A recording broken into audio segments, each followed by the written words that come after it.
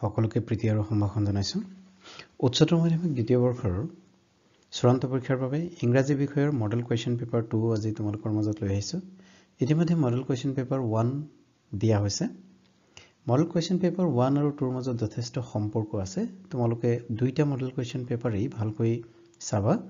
model question paper 1 ৰ সমাধানো দিয়া হৈছে 2 ৰ আজি কেৱল কুৱেশ্যন খিনি দিয়া হ'ব ভিডিওটো অতিকৈ গুৰুত্বপূৰ্ণ হ'ব গৈ আছে তোমালোকৰ বাবে ফাইনেল পৰীক্ষাৰ বাবে হেকলৈকে চাবা বুলি আশা কৰিলো সেকশন এ ৰিডিং স্কিল থাকে তাত 10 নম্বৰ প্ৰশ্ন থাকে এই 10 নম্বৰ প্ৰশ্নটো পেছেজ এটাৰ পৰা আহে এই পেছেজ এটা দিয়া হয় এই পেছেজ পঢ়ি তাত থকা প্ৰশ্নখিনি উত্তৰ কৰিব লাগে যিখিনি প্ৰশ্নত নেকি 10 নম্বৰ থাকিব এইখিনি তোমালোকে পেছেজটো চাবা আৰু এই প্ৰশ্নখিনিও চাবা এই প্ৰশ্নবিলাক সমাধান কৰিবলৈ যত্ন কৰিবা সেকশন বি ত এডভান্স ৰাইটিং স্কিল থাকে যত 25 মাৰ্ক থাকে তাৰে নোটিস ৰাইটিং এডভাৰটাইজ ৰাইটিং আৰু পোষ্টাৰ ৰাইটিং এই তিনিটাৰ ভিতৰত যিকোনো দুটা পৰীক্ষাত আহে তো নোটিস ৰাইটিং ইয়াত দিয়া হৈছে প্ৰথমটো নোটিস ৰাইটিং দিয়া হৈছে কবিতা ইউৰ কবিতা লিটাৰেৰী সেক্ৰেটাৰী তুমি কবিতা তুমি সাহিত্য সম্পাদক কবি যদি সিনিয়ৰ সেকেন্ডাৰী স্কুলত তুমি সাহিত্য সম্পাদক এ পোয়েম ৰিসাইটেশন কম্পিটিশন কবিতা আবৃত্তি প্ৰতিযোগিতাৰ পাতিবলৈ লৈছে তাৰ বাবে ছাত্ৰ ছাত্ৰীৰ নাম বিচাৰি নোটিস দিছা or classified advertisement lost and found কলমত বাতৰি কাকতৰ lost and found কলমত প্ৰকাশ পাব পৰাকৈ তোমাৰ সেল ফোন হেৰুৱা কথাটো তুমি গাড়ীয়ে গৈ থাকোতে বাছত গৈ থাকোতে সেল ফোন হেৰাইছিল তোমাৰ মোবাইল ফোন হেৰাইছিল আৰু সেই হেৰুৱা মোবাইল ফোনটো কোনোবাই পালে ঘূৰাই দিবলৈ এডভাৰটাইজ দিবলৈ দিয়া হৈছে বাতৰি কাকতৰ lost and found কলমত 3 নম্বৰ প্ৰশ্ন থাকে ৰিপোৰ্ট ৰাইটিং দুই ধৰণৰ হয় বাতৰি কাকতত দিয়া ৰিপোৰ্ট ৰাইটিং আৰু মেগাজিনত দিয়া ৰিপোৰ্ট ৰাইটিং প্ৰথমটো ৰিপোৰ্ট ৰাইটিং তোমালোকৰ মডেল কুৱেশ্যন 2 ত মেগাজিনত দিবলগীয়া ৰিপোৰ্ট এটা দিয়া হৈছে যত নেকি তোমাক এঞ্জেল বা দেৱ বুলি কোৱা হৈছে তুমি ইডেনপুৰ একাডেমি কামৰূপৰ ষ্টুডেন্ট তোমালোকৰ বিদ্যালয়ে নেবাৰহুড এৰিয়াত চুবুৰীয়া অঞ্চলতেই এডাল্ট লিটাৰেসি ক্যাম্প অনুষ্ঠিত কৰিছে তাত কেনেকৈ তোমালোকে এই প্ৰগ্ৰামটো পালন কৰিছিলা তাৰ সম্পৰ্কে ৰিপোৰ্ট লিখিব দিয়া হৈছে নাইবা ৰাজ্য চৰকাৰে প্লাষ্টিক বেগ বন্ধ কৰিছে আৰু এই প্লাষ্টিক বেগ বন্ধ কৰা সম্পৰ্কে তাৰপিছত প্লাষ্টিকে কি ক্ষতি কৰিব পাৰে damage the indiscriminate use of plastic bags is causing to the environment পৰিবেশৰ কিমান ক্ষতি কৰিছে এই সম্পৰ্কে বাতৰি কাকতত প্ৰকাশ পাব পৰাকৈ ৰিপোৰ্ট লিখিব দিয়া হৈছে 4 নম্বৰ প্ৰশ্ন হৈছে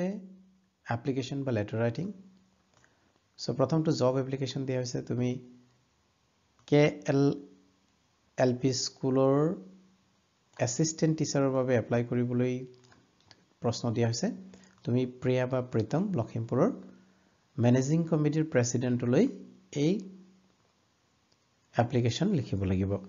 নাইবা letter to the editor Assam Tribune বাতৰি কাকতৰ সম্পাদকলৈ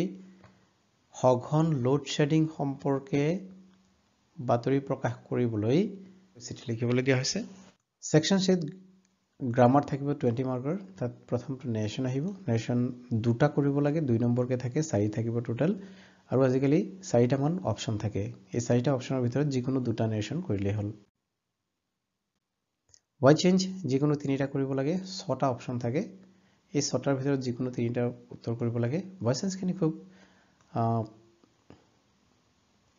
সিলেক্ট কৰি দিয়া হৈছে কেয়াৰফুলি প্ৰথম মডেল কুৱেশ্যন পেপাৰ আৰু সেকেন্ড মডেল কুৱেশ্যন পেপাৰ দুইটা মডেল কুৱেশ্যন পেপাৰ যদি ভালকৈ তোমালোকে আয়ত্ত কৰা তেতিয়াহলে এই ৰোলখিনি ইয়াৰ ভিতৰতে পৰাৰ সম্ভাৱনা পৰীক্ষাত যথেষ্ট থাকে ভয়েস খিনি সমাধান কৰিবলৈ যত্ন কৰিবা তাৰ পিছত কাৰেক্ট টেন্স খিনি খুব সাৱধানেৰে সিলেক্ট কৰা হৈছে দুইটা মডেল কুৱেশ্যনতে কাৰেক্ট টেন্স খিনি খুব ভালকৈ বাছি লোৱা হৈছে গতিকে সমাধান কৰিবা প্ৰিপজিশন খিনিও যথেষ্ট কষ্ট কৰি সিলেক্ট কৰা হৈছে যথেষ্ট ৰিসাৰ্চ কৰি সিলেক্ট কৰা হৈছে বুলি ধৰিব পৰা গতিকে এই প্ৰিপজিশন খিনিও কৰিবা ট্ৰান্সফৰমেশন অফ সেন্টেন্স যোৱা বছৰ বিলাকৰ প্ৰশ্ন চাই সম্ভাৱ্য নিয়ম বিলাক ইয়াত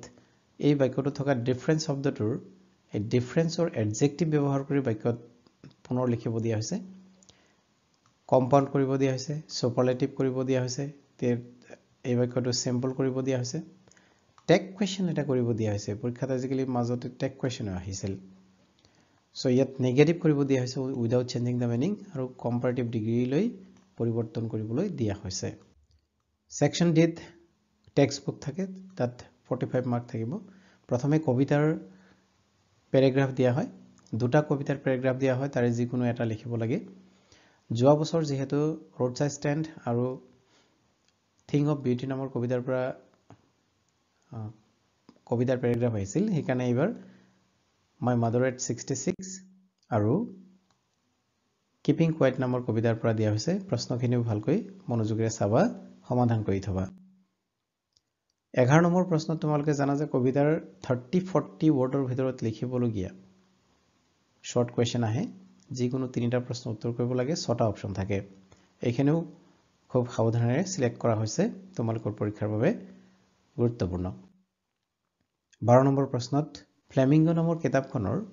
প্ৰ'জ সেকশনৰ শৰ্ট কোৱেশ্চনখিনি 1 মাৰ্কৰ শৰ্ট কোৱেশ্চনখিনি এই 12 নম্বৰ প্ৰশ্নত আহে তাৰে যিকোনো 5টা প্ৰশ্নৰ উত্তৰ কৰিব লাগে প্ৰায় 8টা মান অপচন থাকে 13 নম্বৰ প্ৰশ্নত প্ৰ'জ সেকশনৰ ফ্লেমিংগো নামৰ কিতাপখনৰ প্ৰ'জ সেকশনৰ 30 ৰ পৰা 40টা শব্দৰ ভিতৰত লিখিবলগীয়া শৰ্ট কোৱেশ্চনখিনি আহে এনি 5 যিকোনো 5টা প্ৰশ্নৰ উত্তৰ কৰিব লাগে প্ৰশ্নখিনি দুইটা মডেল কুৱেশ্চন 1 আৰু 2 দুইটাই ভালকৈ চাই থবা Question number 14 ফ্লেমিংগো নামৰ কিতাপখনৰ প্ৰ'জ সেকশনৰ পৰা এই 14 নম্বৰ প্ৰশ্নত থাকে আখিৰ পৰা 100টা শব্দৰ ভিতৰত লিখিব লাগে 5 নম্বৰ ইয়াত মাৰ্ক থাকিব তিনটা অপচন থাকিব বা দুটা অপচন থাকিব তাৰে যিকোনো এটা কৰিব লাগে 15 নম্বৰ প্ৰশ্নত 20টা কিতাপখনৰ প্ৰশ্ন আহে আৰু প্ৰথম প্ৰশ্নটো 7 নম্বৰীয়া প্ৰশ্ন আহে য'ত 100ৰ পৰা 150টা শব্দৰ ভিতৰত উত্তৰ লিখিব লাগিব দুটা বা তিনটা অপচন থাকে তাৰে যিকোনো এটা প্ৰশ্নৰ উত্তৰ কৰিব লাগে আৰু 16 নম্বৰ প্ৰশ্নত 20টা কিতাপখনৰ শৰ্ট কোৱেশ্চন মানে 30ৰ পৰা 40টা শব্দৰ ভিতৰত লিখিবলগীয়া প্ৰশ্নখিনি আহে যিকোনো 4টা প্ৰশ্ন উত্তৰ কৰিব লাগে 8টা মান অপচন থাকে